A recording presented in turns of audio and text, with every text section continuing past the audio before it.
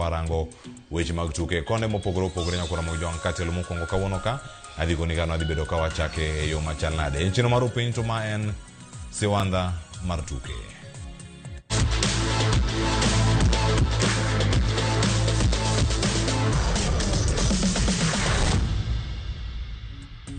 Nyakora mojong osebedo juma mano ma ywaruok oseneno kendo Tungni oseneno mano ka wachako ka Siwandha mar tuke en Tungni moseneno FKF.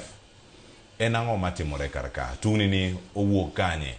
Kaona ntiere ka kod administrator kar jalonye weche gi mag tuke mag adhula pacho kae antiere ka kod Stivo Chela mie thuolo mar mondo mi moswa okinyi makawuono kae thuolo mokwongo mare Ramogi TV okinyi ni ka wan ka odeka ma wood seme kobita ka wantie kodeka kachiel Stivo ya ore kino machiegni oya ore Wilson imosi oganda wan kare amoso jokanyana mduto kendo amor ahinya ka wachopo kae mondo watwag kodu mondo mi wawach weche tuke mosebedo to bende mondo mi waler gimosebedo katimore e wach adhula pachoka nikech thoth ji Cleophas ok ong'eyo adieri mar gima dhi nyime e wach mpira Kenya kae. Erokamano.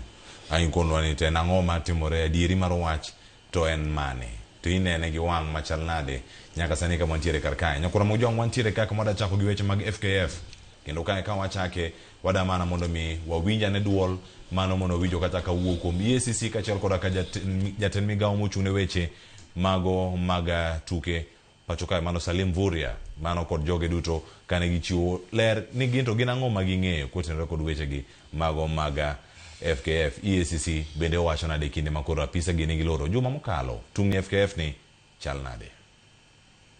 I know currently we have issues in the federation. It's like we are going to be having two factions. But what I want to tell you is that as a ministry, we don't have anything official on our table. We've been following through your reports in the media, and we are happy that FIFA has already written to get communication from the federation.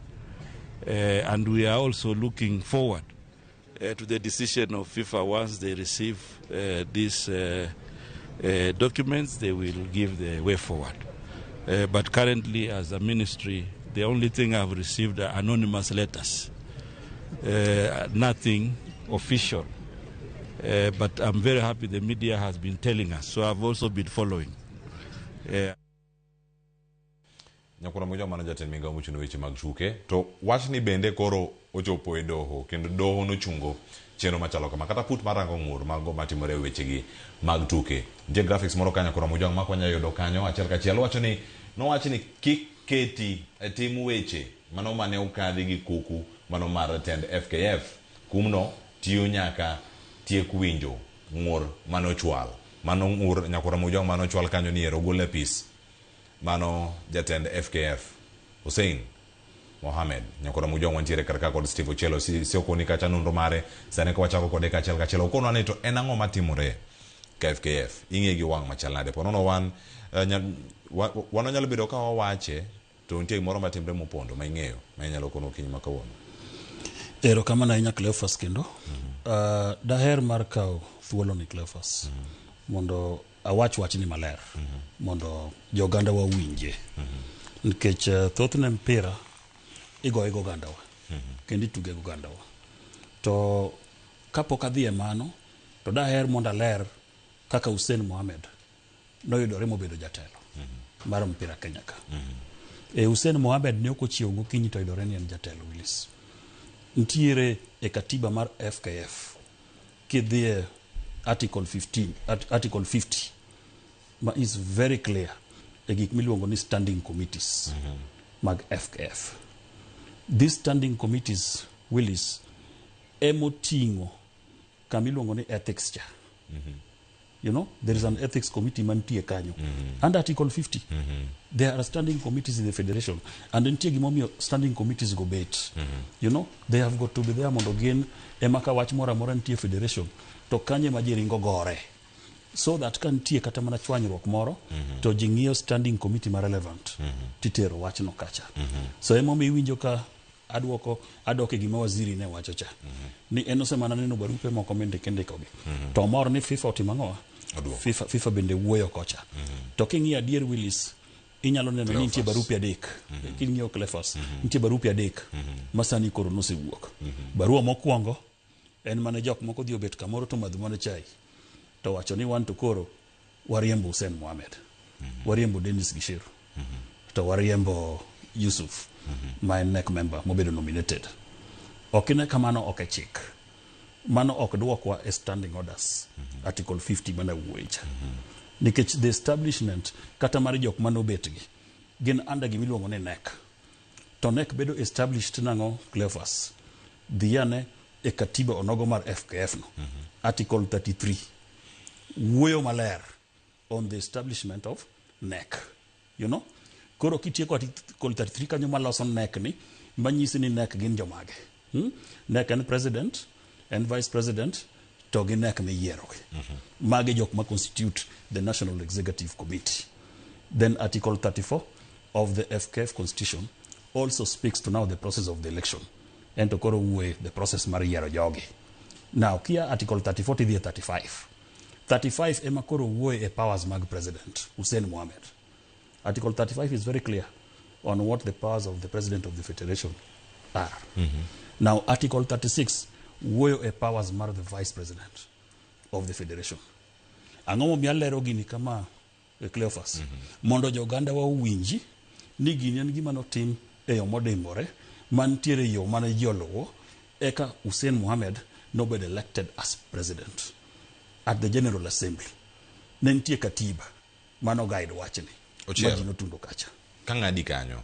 Yero kama. Mana mono mwachome choma ter. Kweth motele kod McDonald Mariga. Yes. Ne ogolo Hussein Mohamed kara kwete okone uchung obed tenge kai timo nonro en gino ma nodhi kod ataro mar katiba mano mar FKF to kang makama kete kama chanade kaka jalup Hussein Mohamed.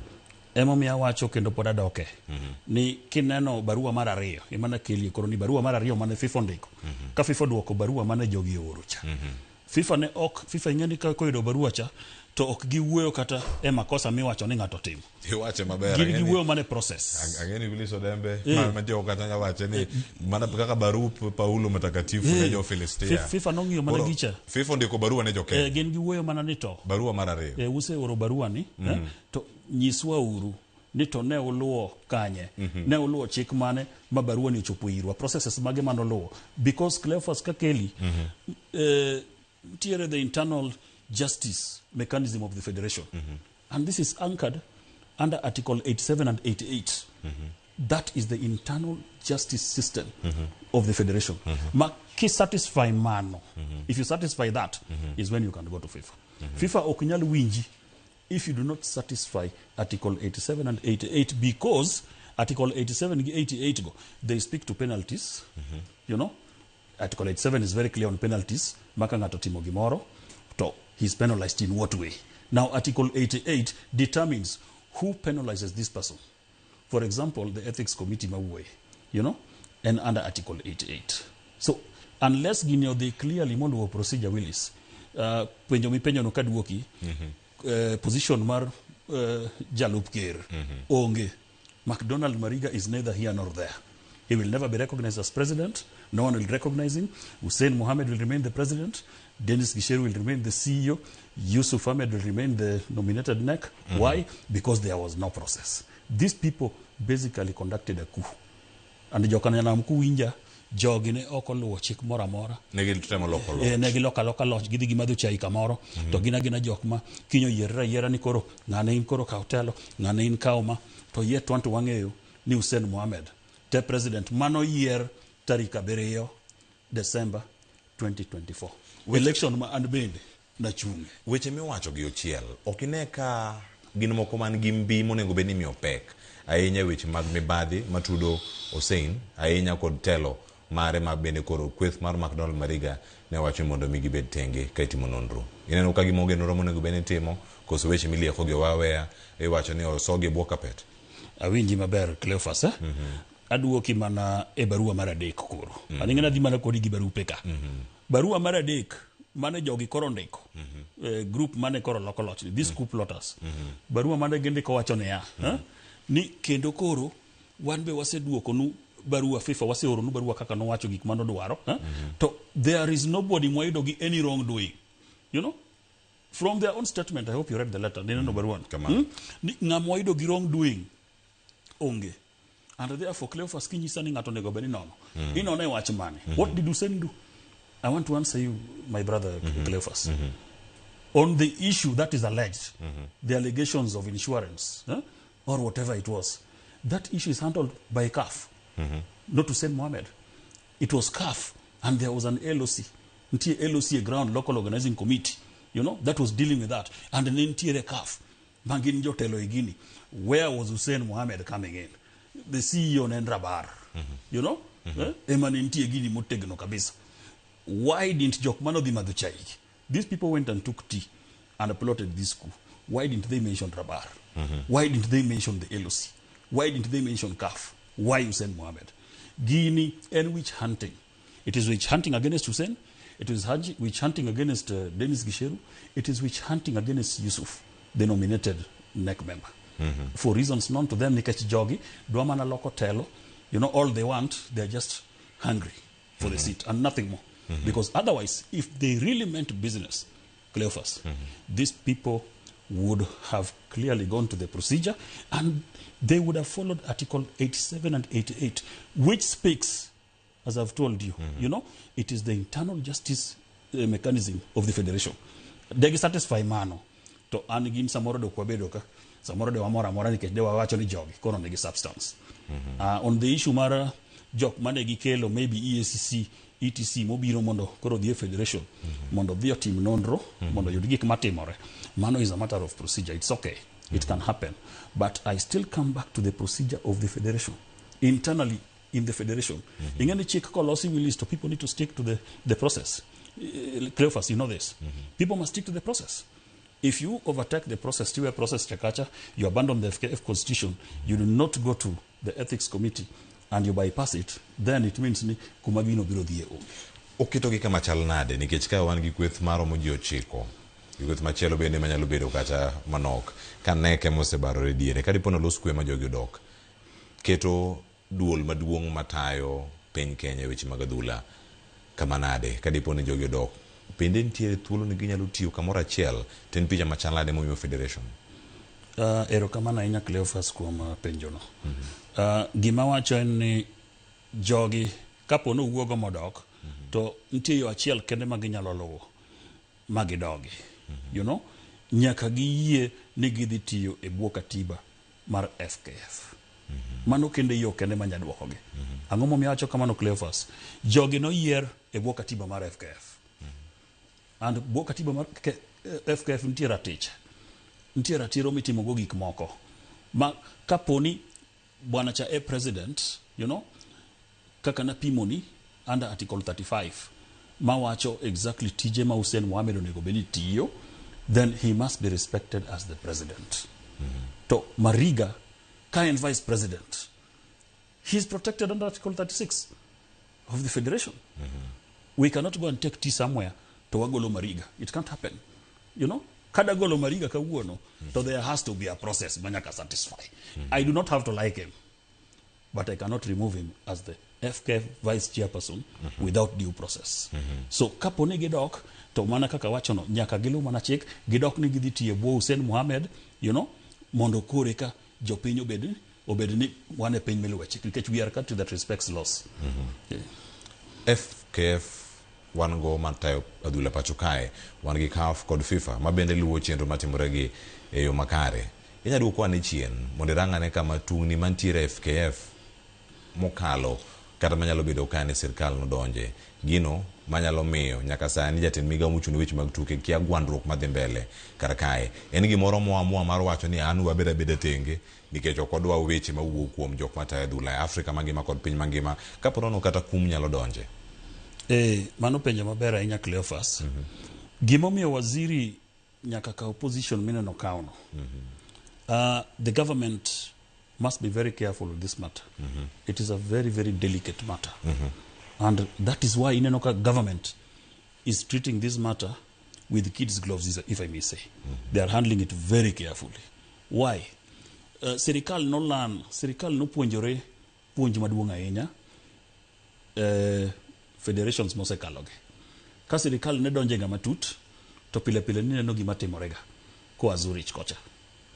To sani Cleophas wan go kombe maduong' mabiro Kenya ka. Ma en AFCON 2027. Serikal ong'eyo ni kaponi gitema tema magichoro tiendegi, to barua dhi akucho ma ok dhi penjgi kata. To ka barua ka gini obawa, to gini bawa nikech jok moko ne ok dwa timo gik moko e yo makare. So mane reason momineno ka serikal dhi kaka dhino. To anto ka wacho matut, gima sani kawuono probably okelo wanyaka koro kama wantie ni. En nikech gik mane timore chon ka. Federations moko mwabedo go machon ka, thoth gino tingo jok mane ok luw chik. Ji ne ok ong'iyo. Kenya kae mpira, ji ne rana mpira fazadly gi dho kizungu. Ji ne rana mana rietha ibaya kumoro. Mpira ni losa ma ng'ato ok par kata ken biro Kenya ka to ginyalo paro ni nitie federation. Nyaka Hussein Mohammed ne donji. Now we have an organized federation. Systems are working. Things are working, Willis. I will not lie to you, my brother Cleophas. Clearly, for the first time, FIFA series has been played in Nairobi. For the first time. For the first time, Kenya hosted CHAN here. You see? For the first time, we have seen Harambee Stars looking like a national team. And not only Harambee Stars, but also all junior teams, Bendegocho at the same time. You know, for the first time, our women have qualified officially. Not through some means morning at being disqualified to Gidonjo. No. This time around, Harambee Starlets have qualified through the qualification process. Nobody was disqualified for Harambee Starlets to go in. You know, what am I saying? I am saying, anyway, Hussein has achieved so much within 1 year. The final thing that he has also done, I cannot fail to mention. Cleophas, look at the community clubs in this country today. Gor Mahia Kogalo, FC Leopards, Shabana. Are you not seeing some improvement, some competition, Muranga Sale? You know, community clubs are all of a sudden Malu. Hey, Gibiro Malu. You know, Gimane Ok Team Rega. You and I know that. Kingi Okatamana, the second league, second tier. You can see Migori Youth Gene. Donge Gibiro Malu. Aziz is doing a very good job at Migori Youth. The chairman Aziz. Donge Migori Youth is a community club. And it is coming up and we can see joining the Premier League. Mombasa United is a community club, right? Donge Gibiro Malu, Donge Gidonje Premier League. What does that tell you about Hussein Mohammed's administration? These people value community football. And community football, ema wan oganda wantie. Wan kaka joluo. To Ochiel, jatelo maduong' kendo Hussein Mohammed. Yes. Jok mabugo tiende ka bende nyaka bedi nitiere kod. Gigi do tim kende ka jogi onge. In manakare, gigi onyalo timo kende ka joka nitie. To mak mana ne ya, Cleophas. Joka nyaka bed jok modimbore. Nyaka gibed jok manege discipline. Ka ok gin discipline, so then there is no way, you know.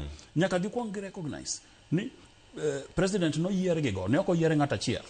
You see, jogi no year together mana kaka pimo nini kidhie constitution to article 34 that deals with the elections, you know, at FKF. It is very clear these people were elected as a group. It was not Hussein himself, and it is Hussein who wants to work with them. It is them who are trying to suspend Hussein. Hussein has not suspended them. Ang'eno kwa chomo kama tieke. Kido thuolo mar bet piny Hussein. Yes. Mohammed. Ogai mara FKF. Yes. Piny Kenya kama sani. Tida kone dier moro manyalo miyo ti gi joge makare. Kendo tayo makare. En adier mane mnyalo kone sani. Gima nyalo nyiso Hussein malich moloyo masewacho onge nikech to me Hussein timo the right thing. Ana nyalo nyise mana no med bet kako bet no o med tiyo mana gi katiba nikech en katiba maluwo. To wang'eyo wate Cleophas an kodi ni tugo mora mora kata gimora mora mitimo nitiere chik ma nyaka lu kendo ma nyaka tim go chenro. Hussein Mohammed is not running the federation with his own rules. He is using the FKF constitution. Come on. So if I sat down with him today, I would tell him exactly that. Continue sticking to the constitution. Medameda luwo chik, you know, just obey the constitution the way you've done. Jok ma ok dwa luwo chik. To kiki bedrigo nikech ionge time. There's a lot of work monego tim sani between now and AFCON. And even after that. Sani koro leagues room odonge. Ingeni wan tie gi Champions League ma jidwa dhieka. That's a lot of work for the federation. Ntiere AFCON ma mine dwa dhie June. Is it? Donge? Mano is a lot of work ma useno nego beni deal go. Kamano. Iro thuolo mar bet piny kod Mariga. Kunyalo bet. Diko nyango kotane kod chiedna de masani bende koro kelo FKF. If I was to speak to Mariga today, I would tell Mariga to just be a gentleman. Gentleman be a gentleman, you know. A gentleman respects the constitution. Obedi ngama luwo chik. Wan jok kanyanam. Jatendwa ni keto agaro waluwo chik kata nosewewa. But wan jok mane luwo chik. Wadonge chik. Come on. So chike ma mondo luwa katiba to kata kapono neno ni ntiere ketho ma jatende nigo. To mana FKF kanyo, katiba kanyo, duoko nitie article 87 and article 88. Pero kamano. Adani mag paro kanyo ni mar kaka uyuyo masani, aka mano uyuyo masani, taduoko ka. Ija kogalo kosija FC. Kogalo. Penyo no aya. Seduoke. Iwacho ni mane kama league. Ocho. Kanyo league no se kawo nyo. Aya kura muja ngoka wenyo roka en kaka mega kama njire kodi garaka. Aduoko ka mar mono mi warang kendo wanona ne Gor Mahia ka mitio medo mana idho mesa. Tiende nango. Mahaka mobete karaka kango chorre matin kama. Willis Odembe kod Kennedy Ochola donjo kar ka mar mondo moranga ne league ma pachoka kaka no rwak Sebastian Sawe pachoka e bende kachel kod ikruok ne AFCON ni to kenge mage mosekete dakika madung machuok modong kar ka waduogo pod wantiere ka Siwandha